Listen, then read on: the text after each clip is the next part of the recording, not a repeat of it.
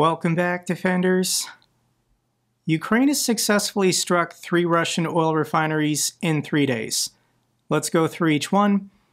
Ukraine confirms drone strike on one of Russia's biggest, most modern oil refineries. This is the Kryvyi oil refinery located in Leningrad. This is east of St. Petersburg. There are pictures and videos online.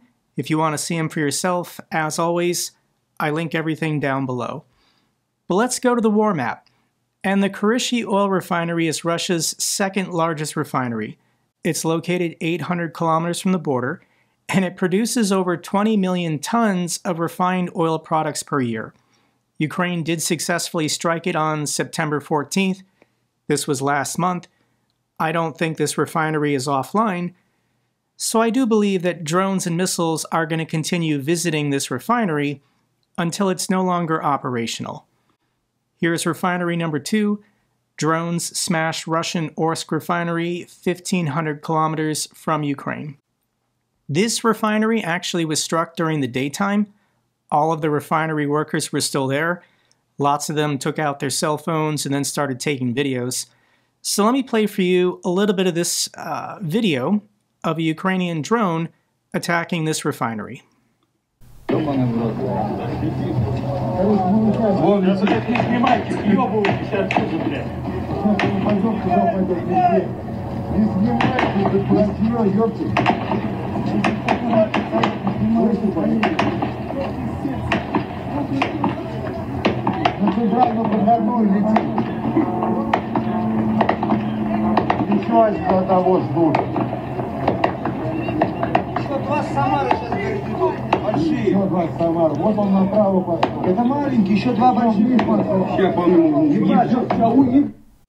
The Ukrainian drone did successfully strike the processing unit, but this is really pathetic of Russia. This is a slow-moving drone in broad daylight approaching this refinery, and there's no modern air defenses protecting it. It's just security guards with Kalashnikovs trying to shoot it down in the sky. They did not succeed. So this is the strike from a different angle. I'll link both of these videos down below if you want to see the Ukrainian drone go boom. Here it is located on the map. This is the Orsk refinery, 1,500 kilometers from Ukraine. It's much smaller and only produces 6.6 million tons of refined products. Ukraine did successfully strike it one time in 2024. I don't know why there's a water graphic. I guess this refinery was flooded somehow. But Ukraine is not just going for the big refineries. They're going for all of them. I think all of these smaller refineries at some point will be visited by Ukrainian drones and missiles. The third refinery struck was the Kostovo refinery located in Nizhny Novgorod. This is about halfway between Moscow and Kazan. This happened last night, so the only video we have so far is local townspeople clearly showing that there's a fire in the distance where the refinery is located. Let's go to the war map, and this is a big deal because the Kostovo refinery is Russia's 4th largest refinery. This is located 800 kilometers from the border. It produces over 17 million tons of oil products per year. And Ukraine did successfully strike it back in January of this year, as well as one time in 2024. But given the size and the location of this refinery, I think Ukraine is going to continue targeting it. And I can show you why on the map. The Ryazan refinery is located right here. The Ryazan refinery has been knocked offline. This was the refinery supplying gasoline to the capital city of Moscow. I think, because that refinery is now down, the Kostovo refinery was diverting gasoline to the capital city to make sure there's no shortages. So if Ukraine now starts targeting this one, they're trying to trigger gasoline shortages in the capital city. That will make international news when that occurs. Also in the last 2 days, Ukraine struck a Azot plant in Perm-Krai. This is 1,600 kilometers from the border. This factory produces chemicals used by the Russian military in explosives. But look at the range. Look at the distance that Ukraine is willing to go to strike valid Russian military assets.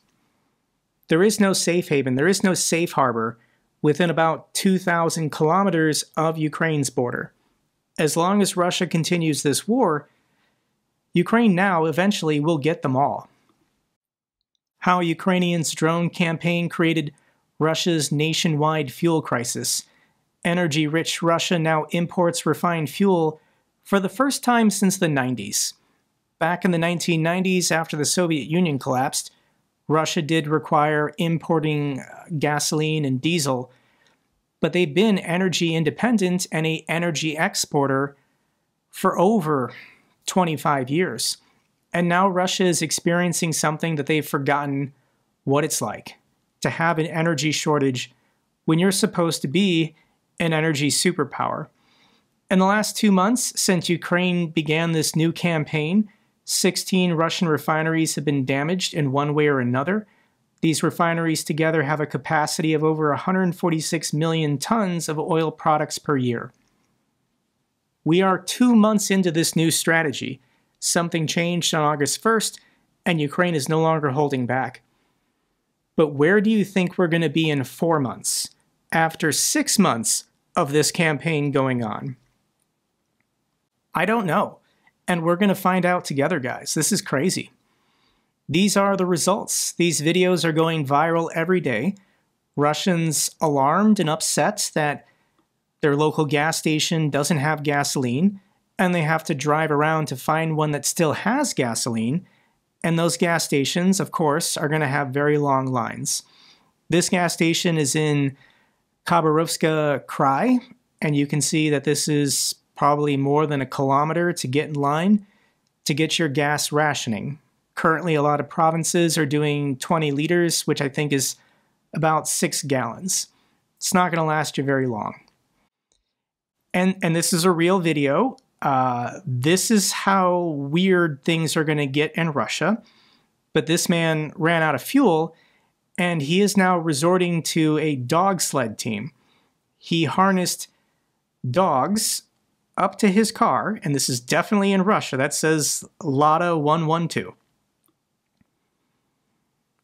We get to find out and watch together how Russians will adapt once their country no longer has enough gasoline for everyone. And this is a resident of the city of Orsk. After their refinery was struck 2 days ago, she put out this video. This is just a local resident. I'm guessing the FSB is going to arrest her for posting this video. But this is important to get any kind of truth out from ordinary Russians deep inside Russia, what they actually think and feel of their government.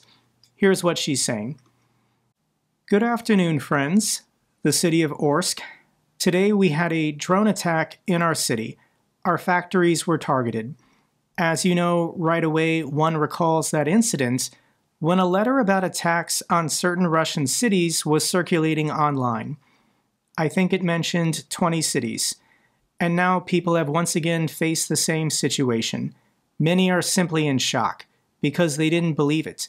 As usual, saying that it wouldn't reach them. Well, as you can see, it all happened. So far, there is no official information. And the question goes to the government, where is our security? Immediately, information is being posted on the website about ways to protect oneself. Well, most likely that just means basements. In kindergartens, children were taken into the corridors.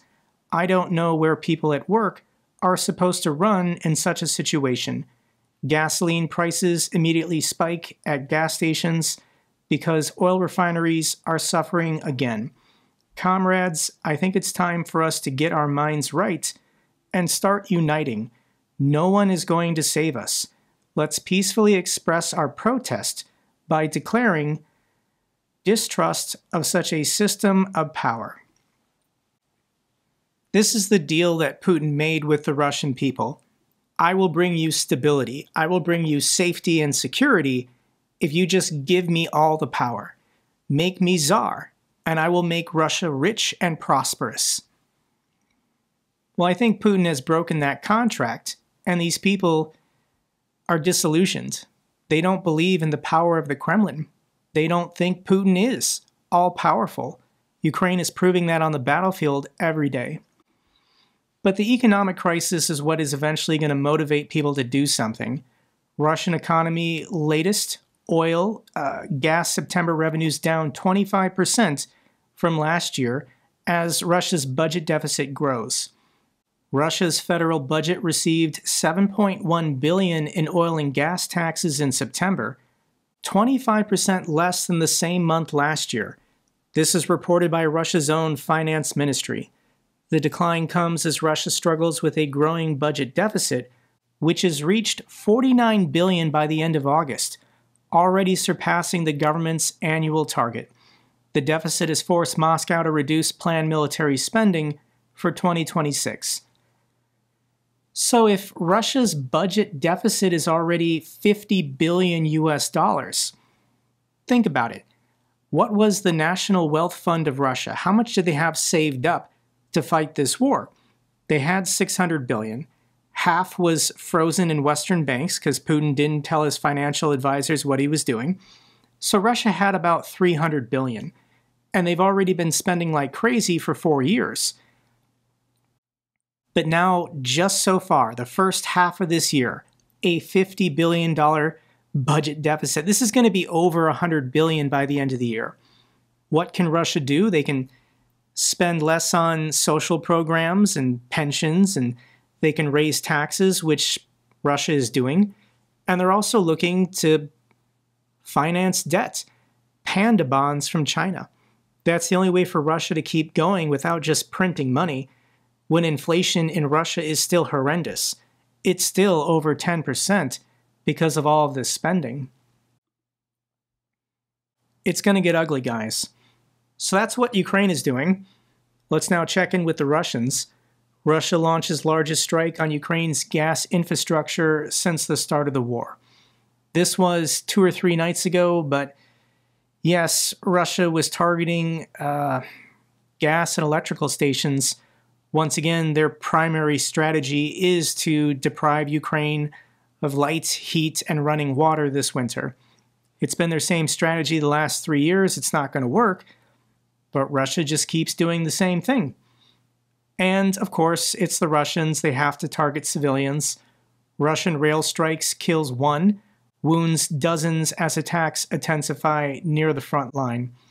This was in the region of Sumy, and this was a passenger car train loading up people on a predictable schedule in the middle of the day, and Russia deliberately launched 2 Shahed drones, not even to destroy the train station or the locomotive. They deliberately went after the passenger cars to try and kill as many civilians as possible. Another brutal attack on our civilian population. Russians have just struck a passenger train in Sumy. About 30 people have been injured and are being hospitalized. Emergency services, medics, and rail workers are on site, assisting the victims and assessing the damage. I want to highlight this. Emergency services, medics, and railway workers are on site. And this was a double tap. 10, 15 minutes, whatever, after the first drone struck, and you've got 30 injured civilians, Russia deliberately sent in a second Shahed to the same location to try and kill first responders. This is a war crime. This is heinous. This is about as evil as you can get. But this is what the Russians deliberately do every single day. The Russians also bombed a pig farm. This was a pig farm in the Kharkiv region. They deliberately launched 10 Shahed drones to kill 13,000 pigs. This is the pig farm. This was not one stray drone. This was not falling debris. This was 10 Shaheds deliberately sent to kill pigs. There are pictures and videos inside what it looks like. These pigs suffocated to death in the smoke, or they burned to death in the strike. How do you get more evil than this? Just deliberately blowing up a pig farm. And then I saw this video. The Russians have been trying to innovate and go through pipes to get around Ukrainian defenses. And this is a really bizarre video that the Russians released themselves.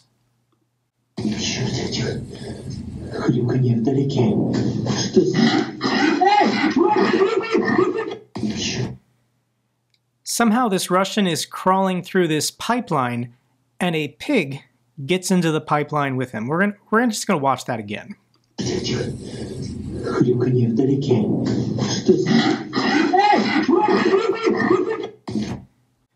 Here's the joke. My wife saw me watching this video and asked, "How did the pig get into the tunnel?" I said, "Which one?"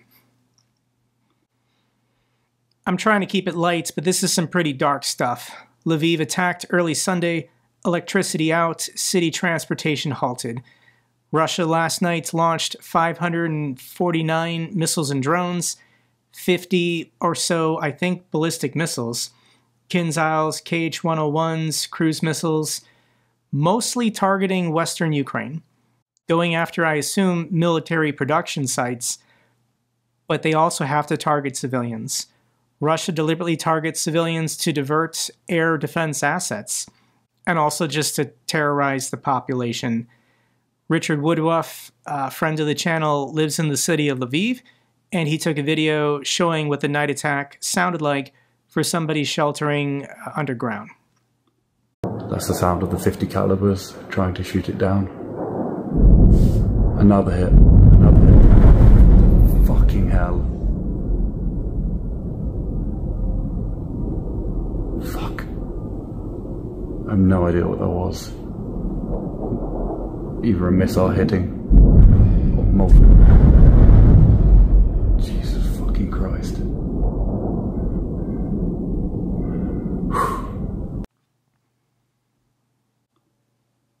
Here's what President Zelensky has to say. Last night, Ukraine once again came under a combined Russian attack. More than 50 missiles and about 500 attack drones. The Russians struck with cruise missiles, Shaheeds, Kinzhals. The Lviv, Zaporizhia, Chernihiv, Sumy, Kharkiv, Kherson, Odessa regions were all targeted. As of now, it is known that about 10 people were injured. Sadly, 5 were killed. My sincere condolences to everyone who lost loved ones in this terrorist attack. Russia deliberately blew up a civilian neighborhood in Lviv and killed an entire family. 5 people, including 1 child. This was a 15-year-old girl. Her name was Anastasia Hertsev.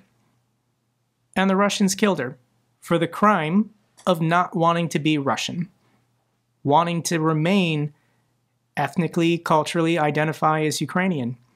This is a genocide. Russia will continue indiscriminately killing everyone until they collapse or Ukraine submits. And Ukraine is never going to submit to these mass murdering terrorists.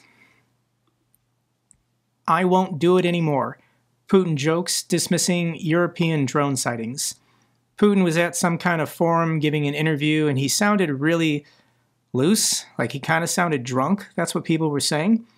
But he was asked the question about all these strange drone sightings over civilian airports in NATO countries, and he's pretending like he's not responsible for it, joking, okay, maybe I won't send Russian drones over European cities anymore. So these are all the countries that have had mysterious drone sightings. Civilian airports have been disrupted and flights have been canceled or diverted. And we don't have an explanation. I'm pretty confident Russia is behind it. The theory being is that Shadow Fleet tankers going in and out of the Baltic Sea are launching surveillance drones. So why would Russia do this? Why is Russia flying drones over Europe? And it's to get reconnaissance information. Satellites can be limited by factors such as weather conditions, but low-flying drones equipped with cameras can collect sharp, real-time imagery of military sites, training grounds, and other infrastructure. It's like Google Maps, but in real time and with high resolution. They fly over bases, military exercises, platforms. All of it gets recorded. It's also about disrupting life, testing unity, causing delays, making people complain. Why don't we just give Russia what they want, and then our airports will stop being disrupted? It's also an attempt to normalize this sort of hybrid warfare so that Western governments dial down their reactions over time. Russia is just incrementally escalating to the point where you become desensitized, where these incidents don't even make the news anymore. They become a commonplace. This is what the Russians are doing. This is what the Russians want. So these small drones have to be intercepted and shot down. It's not worth wasting a Patriot missile on like an FPV drone or a Mavic drone that's just surveilling a NATO military base. So Ukraine went to Denmark to show Baltic countries, any partners that want to adapt this technology. This is their new 3D printed Stingers. And this is a Ukrainian patch, a Ukrainian soldier, showing all of these NATO partners in the Baltic Sea how to cheaply intercept and shoot down Russian drones. This honestly terrifies me, guys, because how can anyone be safe now flying on any aircraft? This is a 3D printed, less than $2,000 interceptor drone. I understand the technology is a little bit more complicated, but any terrorist organization, any government in the world can now develop this technology for themselves and shoot down any plane they want.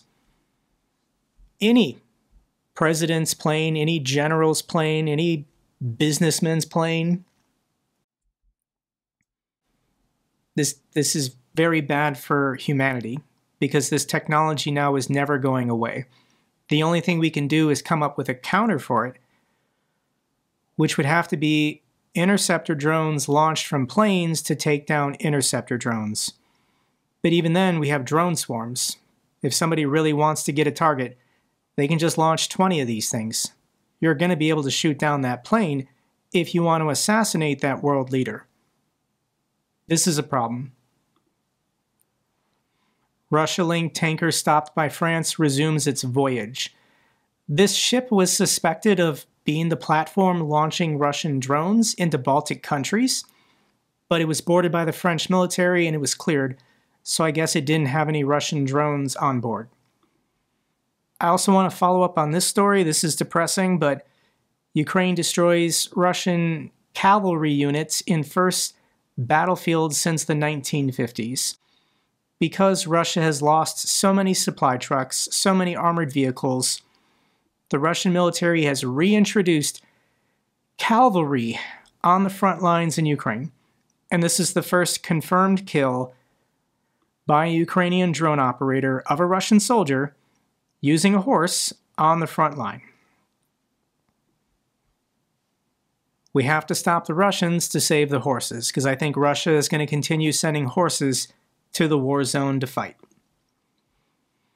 Let's cover some international news.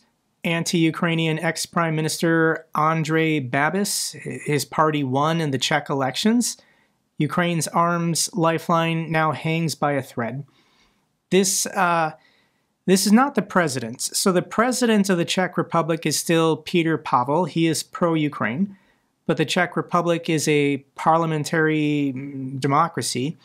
And the pro-Russian candidate got 35% of the votes.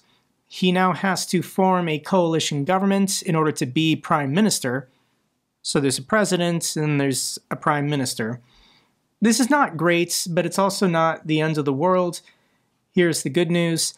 The most pro-Russian and pro-Chinese coalitions of communists and socialists failed. They didn't receive 5% of the votes in order to get representation in parliament. So the most extremes can't be used to help this guy form a coalition government. The fragile coalition setup will increase the power of the president, Petr Pavel, who sets the strategic policy boundaries for EU and NATO, and he'll become more visible in foreign policy. Not great. I'm not happy that this guy, who is openly pro-Russian, got 35% of the vote. But he can't really do that much damage. Let's hope that the Czech artillery initiative, as well as others, can still continue under the direction of the Czech Republic's president. We've also got news from Georgia. Georgia's pro-Russian rulers claim landslide in local elections as opposition leaders warn of vote rigging. Yeah, they don't have free elections in Georgia anymore. The election last year was stolen by the pro-Russian forces. There were local elections in Georgia this week, and this was an opportunity to surge in protests. This is what the capital city of Tbilisi looks like. This is how many people showed up to protest the corrupt results from their local elections.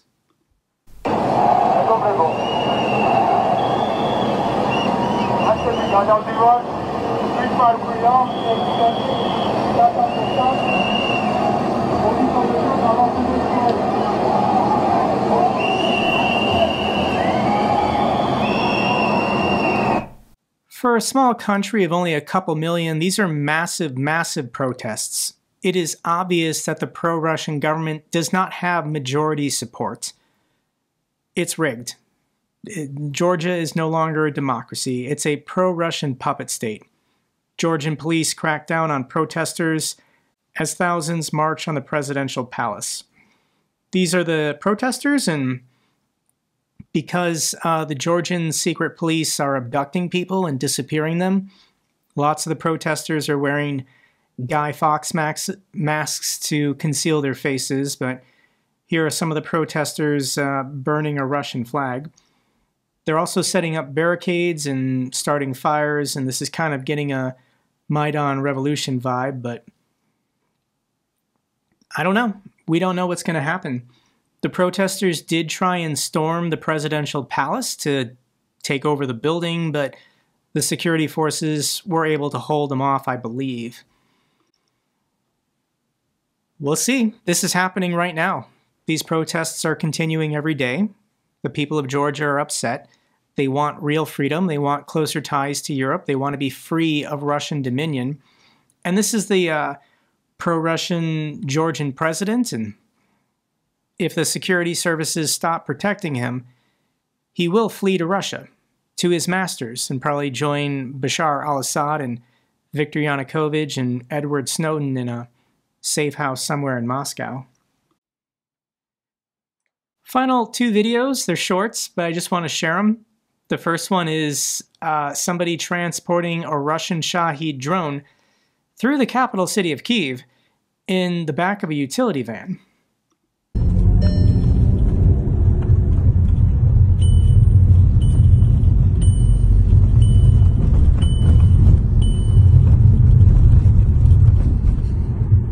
Just a normal day in Kyiv when Russia is your neighbor. And then I want to share this video. So these are Ukrainian FPV drone operators. And oftentimes both Ukraine and Russia are doing this. They will park a drone on the ground to save battery life, and they're waiting for a truck or a car or a motorcycle to go by. The drone then takes off and chases after it.